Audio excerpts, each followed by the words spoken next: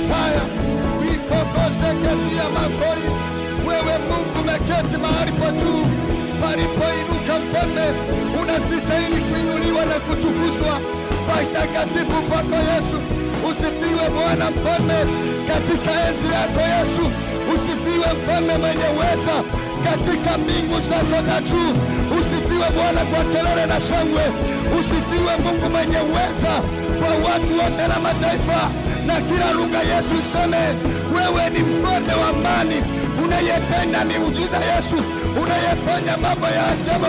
Reketaya makori rikeseke reketa ribosia makota.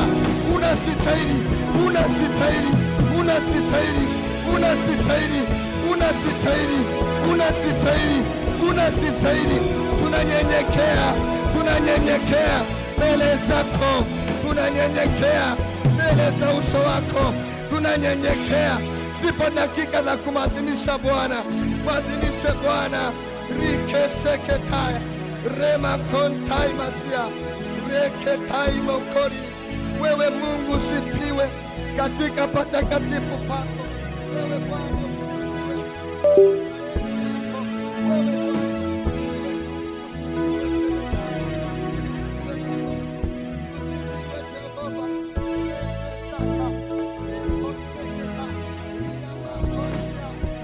Katika jina la Yesu Kristo tunakuthibitisha wewe asubuhi ya leo.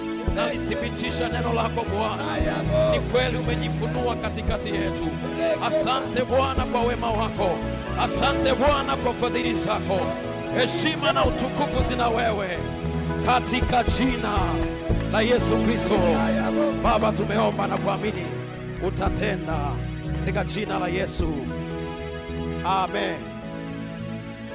Amen.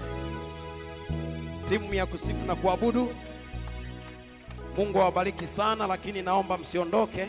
Naomba mtumishi wa Mungu tunaweza kukaa. Mpendwa mkuu wetu wa chuo kizuri cha Lake Victoria Bible College, Mchungaji Ekizaudi Lisulile pamoja na kamati yako. Mpendwa rais wetu mzuri wa chuo chetu kizuri cha Lake Victoria Bible College, mtumishi wa Mungu Assumpta Josephat Chaga pamoja na kamati yako.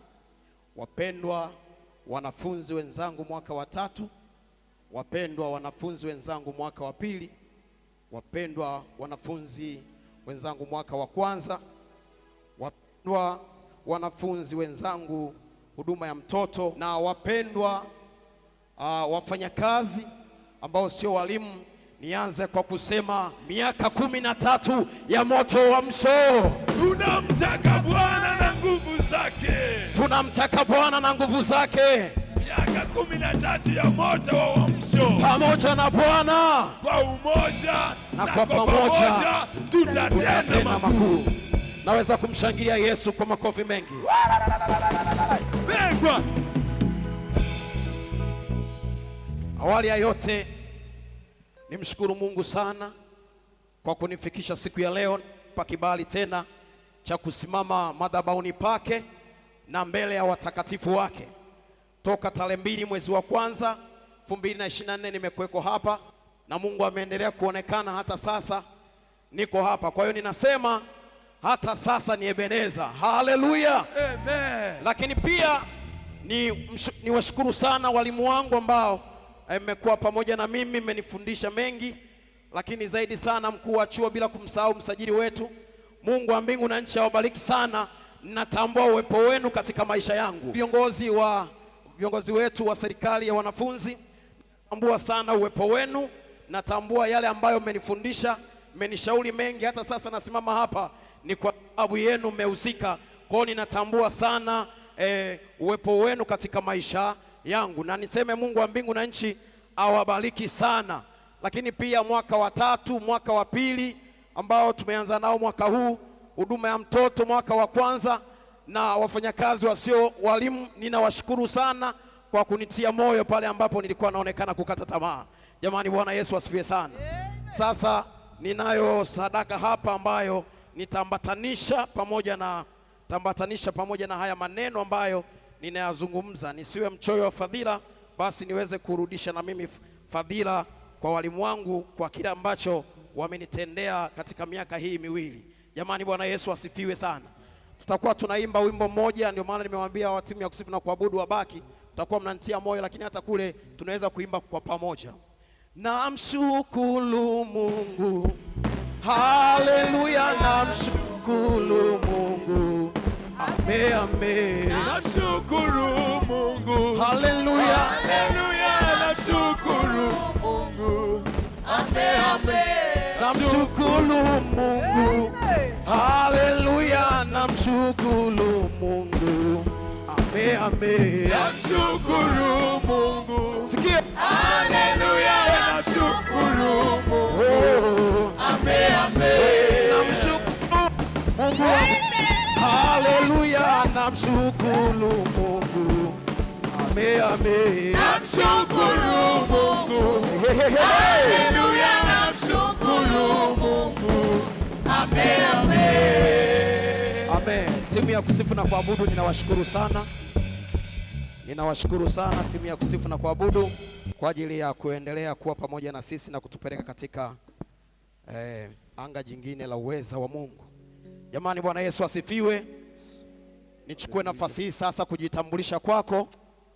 Majina yangu naitwa Lugeranija Simoni Mayala. Ni mwanafunzi mwaka wa 3, mhitimu mtarajiwa. Leo ndio zamu yangu. Haleluya. Natoka jimbo la Simiyu Kaskazini na askofu wangu anaitwa Lucas Segesa. Sehemu ninayotumika inaitwa Lamadi Utalii. Lamadi Utalii. Lakini kanisa ambalo Bwana amenipa kuchunga linaitwa TAG Mount Olivet Christian Center, na mwangaji wangu anaitwa Emmanuel Isaac Joseph. Jamani, Bwana asifiwe. Kanisa lipo katika kijiji cha Lukungu, kata ya Lamadi, Busega, mkoa wa Simiyu.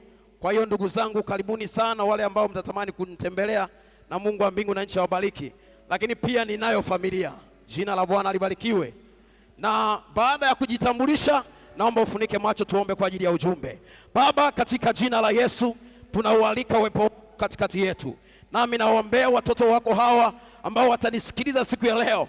Ninaamini ujumbe huu umenipa kwa muda mrefu ili niweze kuzungumza nao siku ya leo. Bwana, nitumie kadiri uwezavyo katika jina la Yesu. Amen. Bwana Yesu asifiwe. Ujumbe ambao ninazungumza na wewe asubuhi ya leo unasema mjue Roho Mtakatifu jinsi alivyo. Nazungumza na wewe ujumbe unaosema mjue Roho Mtakatifu jinsi alivyo. Nazungumza wewe asubuhi ya leo ujumbe unaosema mjue Roho Mtakatifu jinsi alivyo. Kitabu cha Matendo ya Mitume sura ile ya 2 mstari ule wa 13 mpaka tutasoma mstari wa 13, wa 14, wa 15, wa 17, wa 37 na 38. Kitabu cha Matendo ya Mitume sura ya 2 mstari wa 13, wa 14, wa 15, wa 17, wa 37 na mstari wa 38. Biblia inasema wengine walidhihaki wakisema wamelewa kwa mvinyo mpya, lakini Petro akasimama pamoja na wale 11, akapaza sauti yake akawaambia, enyi watu wa Uyahudi na ninyi nyote mkao Yerusalemu, lijueni jambo hili, mkanisikilize maneno yangu. Mstari wa 15 Biblia inasema sivyo mnavyodhani, watu hawa hawakulewa, kwa maana ni saa 3 ya mchana. Mstari wa 17 kuwa siku za mwisho, asema Mungu, nitaomwagia watu wote roho yangu, na wana wenu na binti zenu watatabiri, na vijana wenu wataona maono, na wazee wenu wataota ndoto. Na ule mstari wa 37 maandiko yanasema walipoyasikia haya wakachomwa mioyo yao, wakamwambia Petro na mitume wengine, tutendeje ndugu zetu? Mstari wa 38 wa mwisho, maandiko yanasema Petro akamwambia, tubuni mkabatizwe kila mmoja kwa jina lake Yesu Kristo mpate ondoleo la dhambi zenu, nanyi mtapokea kipawa cha Roho Mtakatifu. Jamani, Bwana Yesu asifiwe. Asubuhi ya leo natamani ufahamu jambo hili, ya kwamba Roho Mtakatifu ni nafsi ya utatu wa Mungu Baba. Asubuhi ya leo natamani ufahamu kwamba Roho Mtakatifu ni nafsi ya tatu ya Mungu Baba. Jamani, Bwana Yesu asifiwe. Lakini ukumbuke ujumbe ninaosema na wewe unasema mjue Roho Mtakatifu jinsi alivyo. Jamani, Bwana Yesu asifiwe. Roho Mtakatifu ni nani? Roho Mtakatifu ni nani? Roho Mtakatifu ni nani? Katika tafsiri ya Kibiblia, Roho Mtakatifu ni msaidizi wa wale wanaoandika ni msaidizi wa wote waliomwamini Yesu Kristo kuwa Bwana na Mwokozi wa maisha yao. Roho Mtakatifu ni nani? Roho Mtakatifu ni msaidizi wa wale wote waliomwamini Yesu kuwa Bwana na Mwokozi wa maisha yao. Jamani, Bwana Yesu asifiwe sana. Lakini ziko kazi za Roho Mtakatifu. Ziko kazi za Roho Mtakatifu. Kazi ya kwanza ya Roho Mtakatifu, Roho Mtakatifu anachukuliwa kuwa mfariji wa wale wote waliomwamini Yesu kuwa Bwana na Mwokozi wa maisha yao. Anachukuliwa kuwa mfariji tunapopita kwenye misukosuko na changamoto mbalimbali. Roho Mtakatifu anatufariji. Faraja za wanadamu zinaweza zikawa na ukomo, lakini faraja za Roho Mtakatifu ni vizazi hata vizazi. Lakini kazi nyingine ya Roho Mtakatifu, anachukuliwa kwamba yeye anatusaidia. Sisi kuomba. Wakati mwingine hatuwezi kuomba kama ipasavyo, lakini Roho Mtakatifu anatusaidia. Jamani, Bwana Yesu asifiwe sana. Bwana Yesu asifiwe sana. Katika kile kitabu cha Matendo ya Mitume sura ya 8 mstari wa 26 haya mambo yanathibitika pale. Lakini pia kazi nyingine ya Roho Mtakatifu, Roho Mtakatifu anatusaidia kuelewa neno la Mungu. Tunaposoma Biblia hatutafakari kwa akili zetu, ila Roho Mtakatifu anatusaidia kuelewa. Jamani, jina la Bwana libarikiwe. Jamani, jina la Bwana libarikiwe. Sasa kabla sijaenda sana kwenye ufafanuzi, nataka nikueleze kwanza ya kitabu cha Matendo ya Mitume. Tunamwona Yesu anawaambia wanafunzi wake kwamba msitoke Yerusalemu, muigojee ahadi ya Baba niliyowaambia mimi. Kwa hiyo mliyosikia kwangu, anawaambia katika ile sura ya kwanza kitabu cha Matendo ya Mitume. Lakini ile sura ya kwanza na ule mstari wa 8 anasema, lakini mtapokea nguvu akiisha kuachilia juu yenu Roho Mtakatifu. Jamani, jina la Bwana libarikiwe sana. Bwana Yesu asifiwe. Na ile sura ya pili inaeleza sasa namna ambavyo Roho Mtakatifu alivyokuja. Jamani, jina la Bwana libarikiwe. Sasa mwandishi wa kitabu hiki cha Matendo ya Mitume anaitwa Luka. Luka huyu alikuwa ni mtu wa mataifa, daktari ambaye alikuwa sio mwanafunzi wa Yesu Kristo. Luka huyu alikuwa ni Mgiriki, kabila la Kigiriki, lakini Luka huyu anaandika vitabu viwili katika vitabu vya Agano Jipya. Anaandika kitabu cha Injili ya Luka, lakini anaandika na kitabu hiki cha Matendo ya Mitume. Lakini anamwandikia nani? Luka anamwandikia mtu mmoja jina lake anaitwa Teofilo. Jamani, jina la Bwana libarikiwe. Teofilo huyu alikuwa na yeye ni Mgiriki na alikuwa ni mfuasi wa huyu Luka. Anaandika mwaka gani kitabu cha Matendo ya Mitume? Kitabu hiki cha Matendo ya Mitume kimeandikwa mwaka wa 63 mpaka 67 baada ya Kristo. Jamani, Bwana asifiwe. Haleluya, haleluya. Lakini pia kiini cha kitabu chote cha Matendo ya Mitume ni kwamba Luka anamuonyesha Teofilo na wewe, anaonyesha kwamba Injili ilivyoenea kwa ushindi kwa uweza wa Roho Mtakatifu. Lakini pia kusudi zima la kitabu hiki cha Matendo ya Mitume, anapata Luka msukumo wa kuandika. Anaandika kumwonyesha Teofilo namna ambavyo Injili ilivyopenya hadi kuwafikia watu wa mataifa licha ya kuwa na upinzani na mateso makubwa. Tunaangalia kile kitabu kile cha Matendo ya Mitume, tunamwona mfia dini wa kwanza Stefano aliyepigwa mawe mpaka akafa kwa ajili ya Bwana. Jamani, haleluya, haleluya. Lakini kwa kumalizia, Luka huyu alifariki mwaka wa 84 baada ya Kristo kuzaliwa.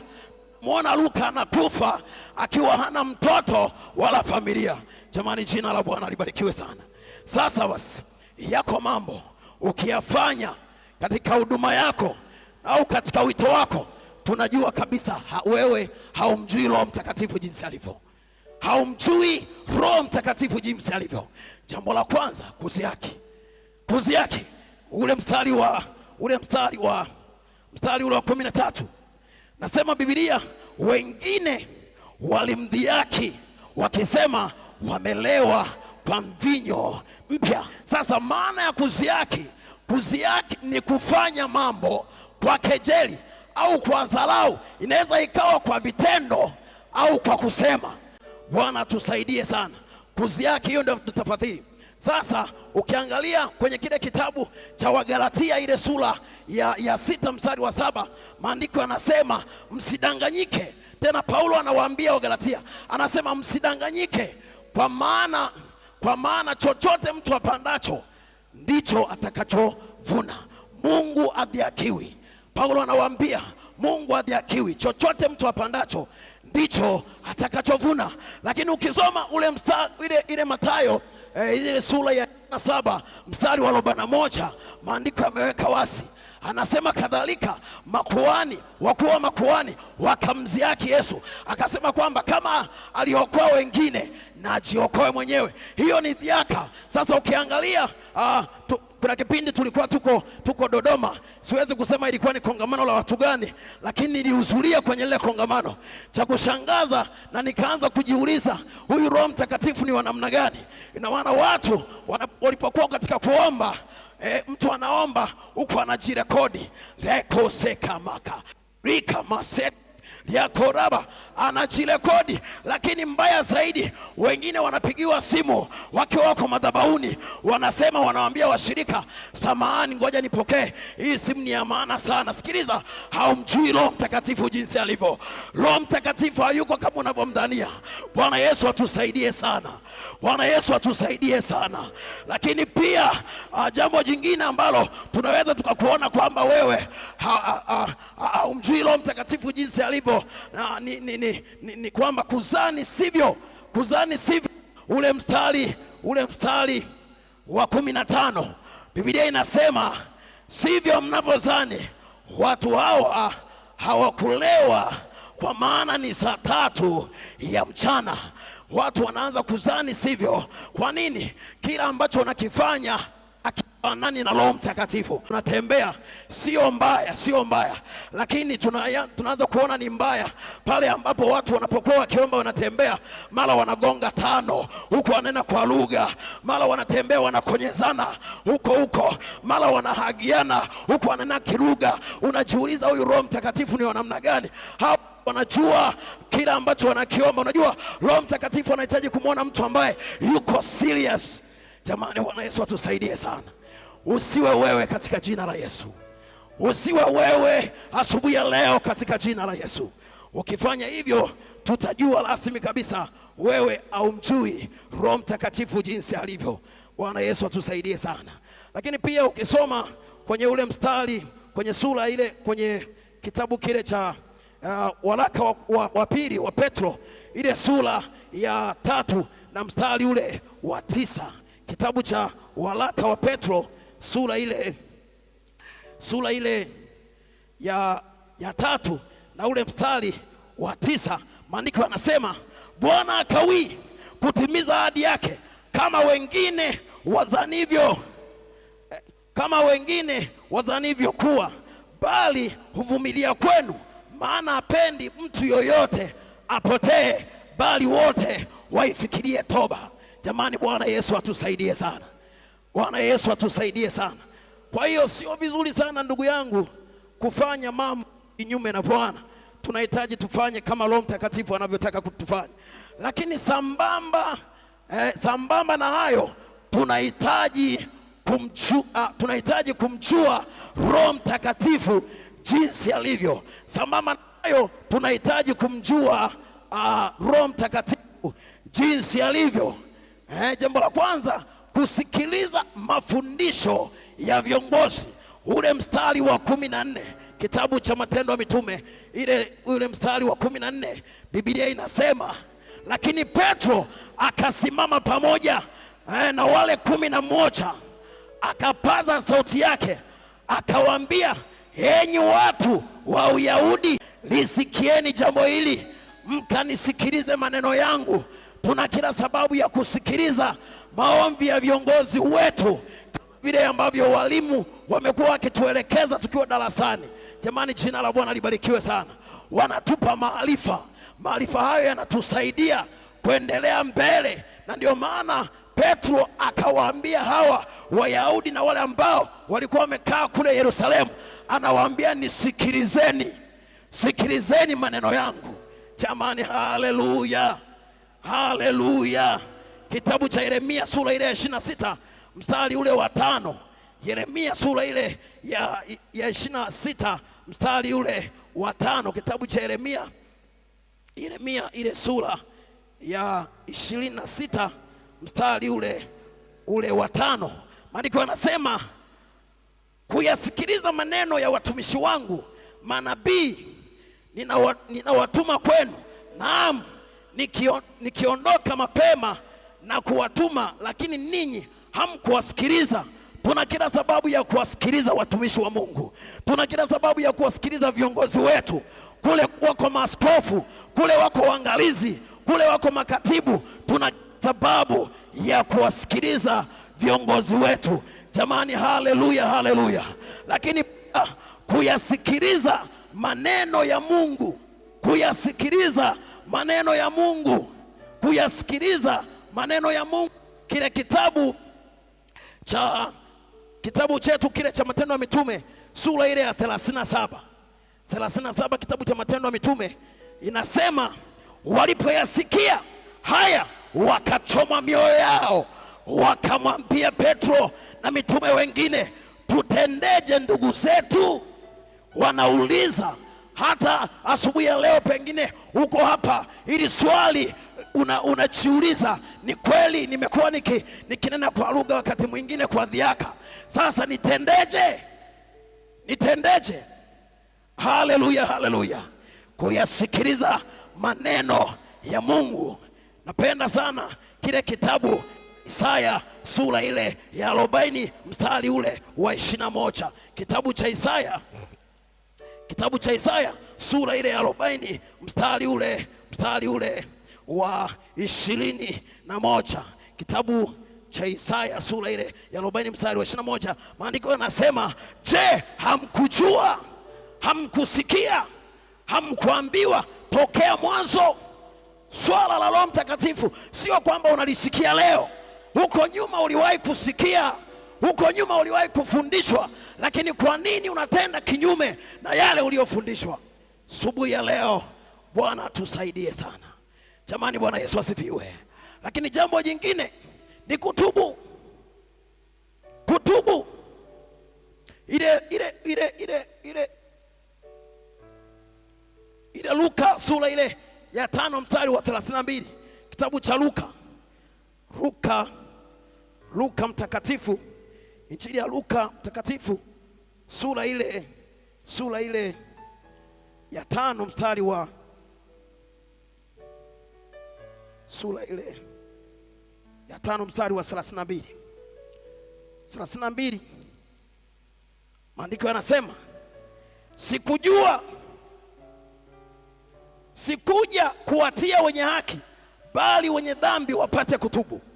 Lakini ule mstari wetu wa kukumbuka katika kitabu cha Matendo ya Mitume ile sura ya 2 mstari wa 38 unasema, Petro akawaambia, tubuni mkabatizwe kila mmoja kwa jina la Yesu Kristo, mpate ondoleo la dhambi zenu, nanyi mtapokea kipawa cha Roho Mtakatifu. Asubuhi ya leo una kila sababu ya kutubu. Ni kweli uko nyuma ulikuwa ukiomba kama jinsi ambavyo tumejifunza hapa kwenye eneo la kudhiaki. Jamani, Bwana Yesu atusaidie sana. Ulikuwa ukiomba kwa kudhiaki, lakini leo, asubuhi ya leo, maneno ya Mungu yanatuambia tuna kila sababu ya kutubu. Tuna kila sababu ya kutubu. Lakini kutokana na tuliojifunza, Mungu anaweza kufanya mambo kama tukimjua Roho Mtakatifu jinsi alivyo. Mungu anaweza kufanya mambo katika maisha yetu kama tukimjua Roho Mtakatifu jinsi alivyo. Mungu atawamwagia watu wake wote Roho Mtakatifu. Roho Mtakatifu. Ule mstari wa 17 Biblia inasema itakuwa siku za mwisho, asema Mungu, nitawamwagia watu wote roho yangu, na wana wenu na binti zenu watatabiri, na vijana wenu wataona maono, na wazee wenu wataota ndoto. Hiyo ni ahadi ya Mungu kama tukimjua Roho Mtakatifu jinsi alivyo. Mungu ameahidi kumwaga Roho wake Mtakatifu katika maisha yetu. Jamani, haleluya, haleluya, haleluya, haleluya. Kitabu cha Yoeli sura ya 2 mstari ule wa 28. Kitabu cha Yoeli sura ile ya 2 mstari wa 28.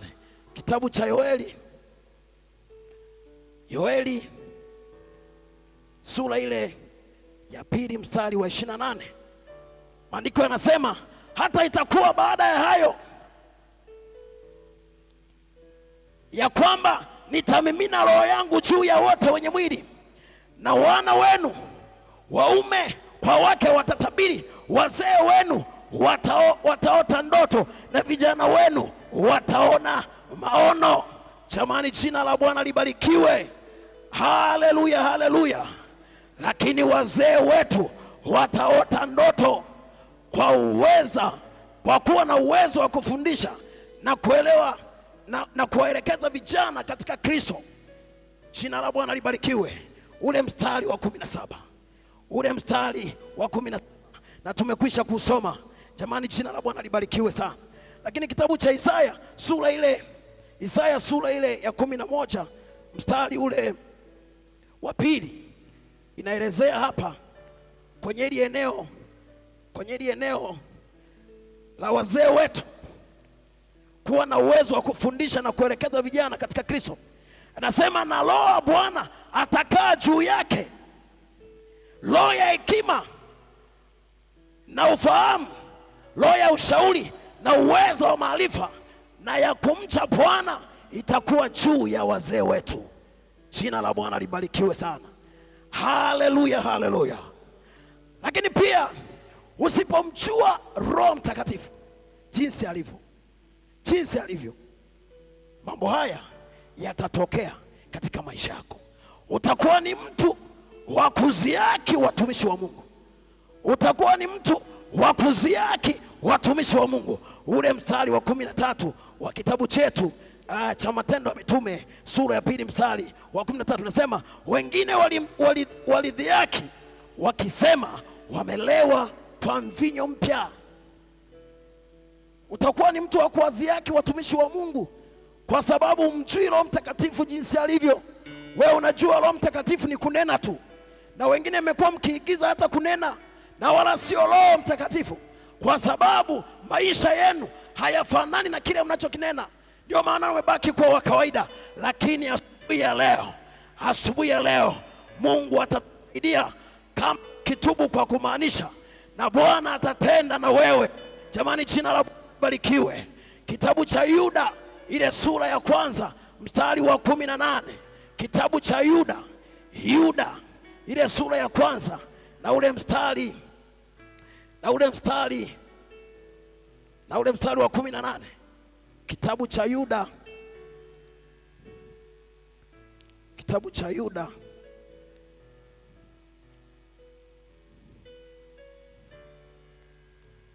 sura ile ya 1 mstari wa 18.